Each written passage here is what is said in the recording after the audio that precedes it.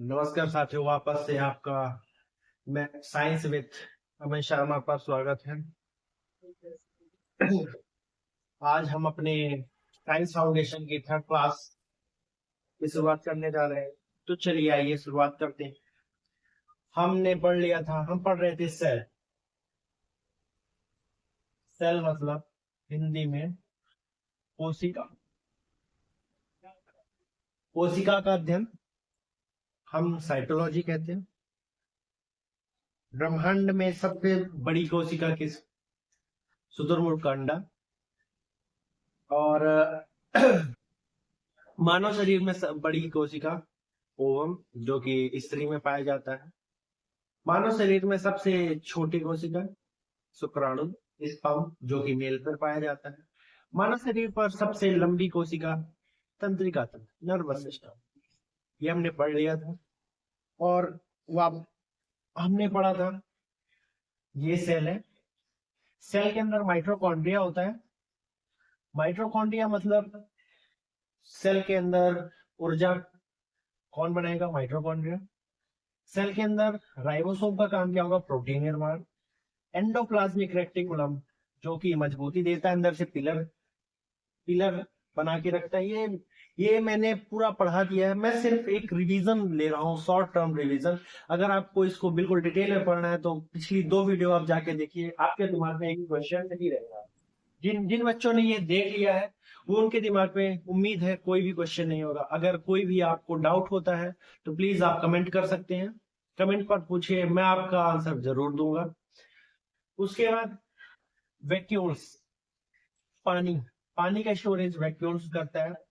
और परिवहन परिवहन बोल, आप सिर्फ हाँ और ना बोलिए, और जो भी मैं क्वेश्चन पूछता हूँ तो आप इमेजिन करना है कि मैं सामने हूँ और वो बोलना है। जैसे कि मैंने बोला परिवहन, तो आपके मुंह से तुरंत निकलना चाहिए गोल्जी बॉडी। आपके मुंह से तुरंत निकलना चाहिए गोल्जी बॉडी। और साफ सफाई का काम लाइसोसोम। और उसके बाद सेल डिवीजन, कोशिका विभाजन, आपके मुंह से तुरंत निकलना चाहिए सेंट्रोसोम। उसके बाद मास्टर मास्टर कौन है सेल का? सेल का दिमाग न्यूक्लियस। अब हमारे आज ये हमने बहुत ही डिटेल में पढ़ लिया था। हमारे शरीर पर प्रोटीन निर्माण करता है कौन? राइबोसोम। तो 2 प्रकार का प्रोटीन निर्माण होता है, 70S राइबोसोम और 80S राइबोसोम। 80S राइबोसोम बड़ा होता है, 70S राइबोसोम छोटा होता है। तो वाजिब सी बात है, अगर 80S बड़ा राइबोसोम है तो वो ज्यादा प्रोटीन बनाएगा, और 80S छोटा है तो वो कम प्रोटीन बनाएगा। तो ज्यादा प्रोटीन जो बनाएगा तो उसे कहते हैं हम यूकैरियोटिक।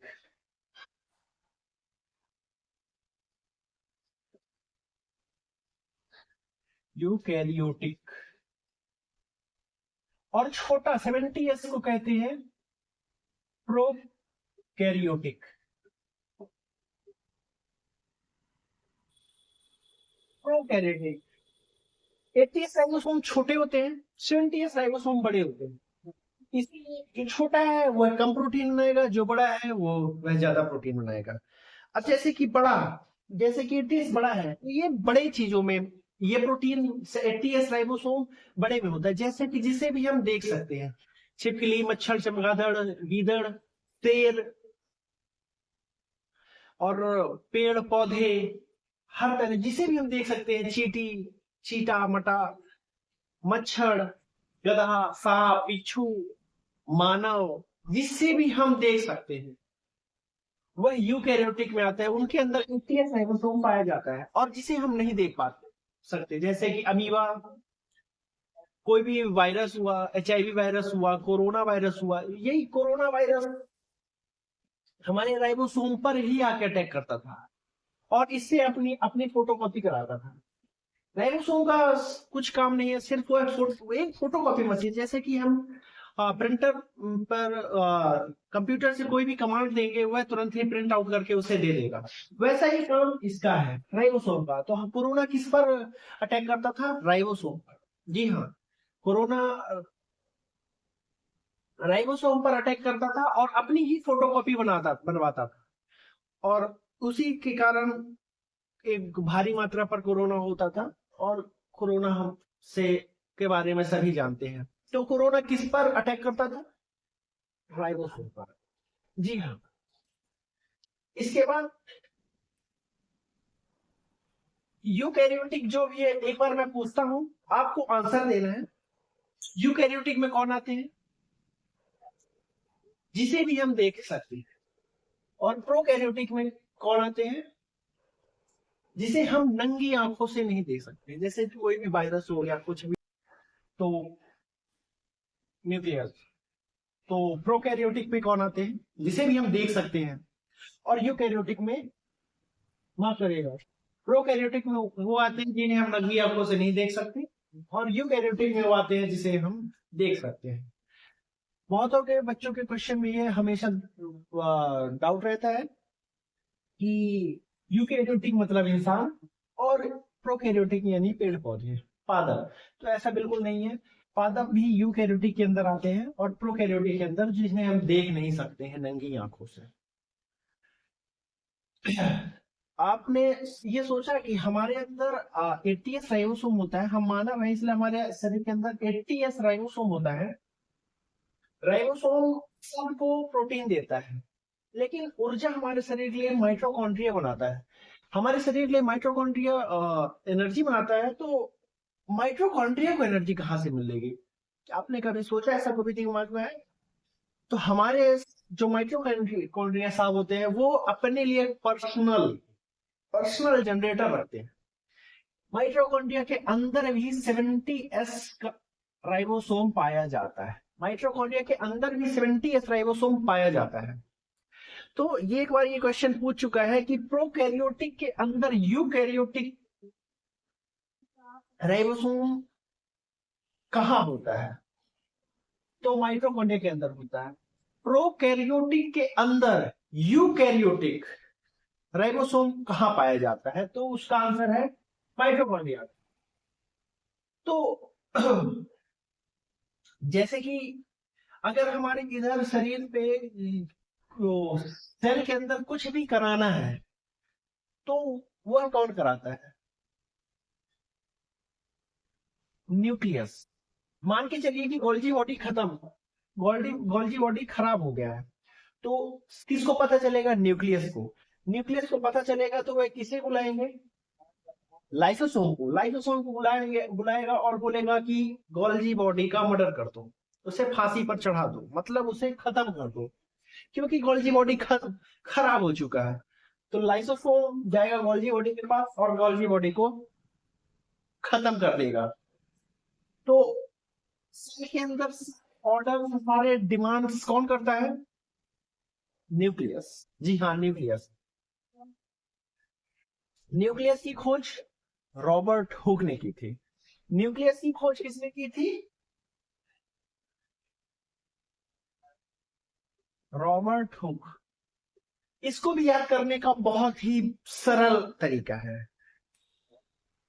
सेल छोटा होता है बहुत ही, हमारे शरीर पर, हमारे मानव शरीर पर 73, जहां तक कि मुझे याद है 73 बिलियन सेल से बनकर हमारा शरीर होता है, तो बहुत ही छोटा होता है। तो बहुत ही छोटी चीज को हम किससे निकालते हैं? जैसे कि किसी एक चीज से हमें कुछ छोटी सी चीज निकालनी है, कहीं फंस गया है पतली जगह, तो हुक से निकालते हैं। किस निकालते हैं? हुक से। तो माफ करिएगा, न्यूक्लियस की नहीं, न्यूक्लियस की खोज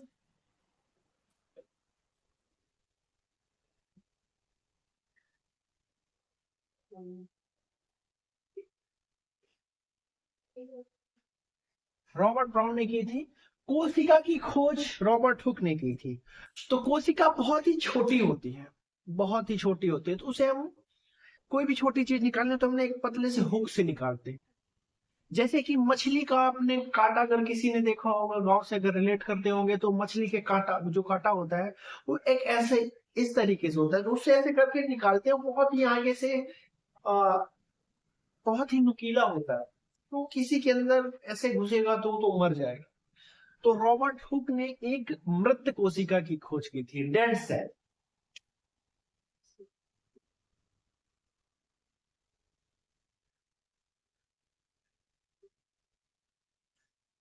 डेड सेल की खोज रॉबर्ट हुक ने की थी। और किससे की थी? एक कॉर्क के टुकड़े से, मतलब एक लकड़ी के टुकड़े से, गुटके से खोज की थी। किसकी? सेल की। लेकिन उन्होंने मरे सेल की खोज की थी। तो यही पास लाइव सेल होता है, जो लाइव सेल की खोज की थी ल्यूवेनहॉक ने। लाइव लाइव यानी जीवित कोशिका, जीवित कोशिका की खोज किसने की थी? ल्यूवेनहॉक ने। लाइव ल्यूवेन लाइव ल्यूवेनहॉक, जीवित कोशिका की खोज ल्यूवेनहॉक, और डेड सेल की कोशिका की खोज रॉबर्ट हुक ने की थी। उम्मीद है आपको ये समझ में आ गया होगा। आगे बढ़ते हैं। तो हमारे सेल के अंदर न्यूक्लियस पाया जाता है। न्यूक्लियस की खोज रॉबर्ट ब्राउन ने की। रॉबर्ट ब्राउन, ये भी बहुत ही आसान है। जैसे कि कोई भी फल होता है, फल के बीच का हिस्सा ब्राउन होता है, ब्राउन कलर का होता है, भूरे कलर का। वैसे ही सेल के बीच का हिस्सा न्यूक्लियस न्यूक्लियस ब्राउन कलर का होता है। जैसे लीची हो गया, लीची का भी बीज जो होता है, बीज वह भी बीच में होता है, और सारे फलों का बीज बीच में ही होता है। तो रॉबर्ट ब्राउन, और वह ब्राउन कलर का होता है। जैसे कि एप्पल का भी बीज ब्राउन कलर का होता है। तो न्यूक्लियस की खोज रॉबर्ट ब्राउन ने की थी। उसके बाद हम बढ़ते हैं, खोज देखते हैं। माइटोकॉन्ड्रिया की खोज किसने की थी? कोई बता सकता है क्या?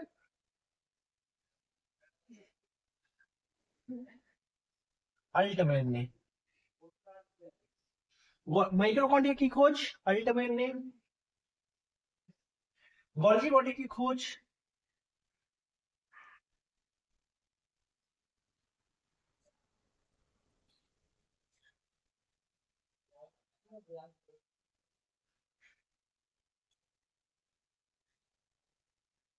कैमिलियो गॉल्जी ने की थी। और राइबोसोम की खोज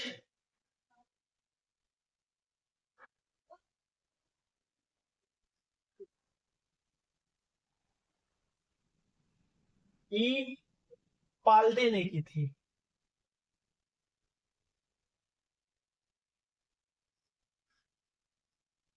ई पाल्डे ने की थी। की खोज ई पाल्डे ने की थी, राइबोसोम की खोज। और यहाँ पास जैसे कि, तो आज की वीडियो को हम यही समाप्त करते हैं। मिलते हैं, क्योंकि वीडियो काफी लंबी हो जाएगी, और काफी लंबी हो जाएगी तो बहुत सारे टर्म्स आ जाएंगे, बहुत सारी चीजें आ जाएंगी, जो कि एक ही वीडियो पर याद करना सही नहीं रहेगा, जिससे भी आपके ब्रेन पर लोड पड़ेगा। पढ़ाने को तो मैं पूरा पढ़ा दूं, लेकिन एक हम छोटे छोटे स्टेप्स, हमारा उद्देश्य यह नहीं है कि हमें कोर्स कंप्लीट करना है। हमारा उद्देश्य तो ये भी है कि हमें कोर्स तो कंप्लीट करना है, लेकिन उसके साथ ही साथ हमें उसे याद भी करते जाना है। तो हम वीडियो को काफी लंबी नहीं करेंगे। तो अगर आपको वीडियो पसंद आई, आपने इससे कुछ भी एक चीज भी सीखा, तो मैं धन्य रहूंगा उस चीज से।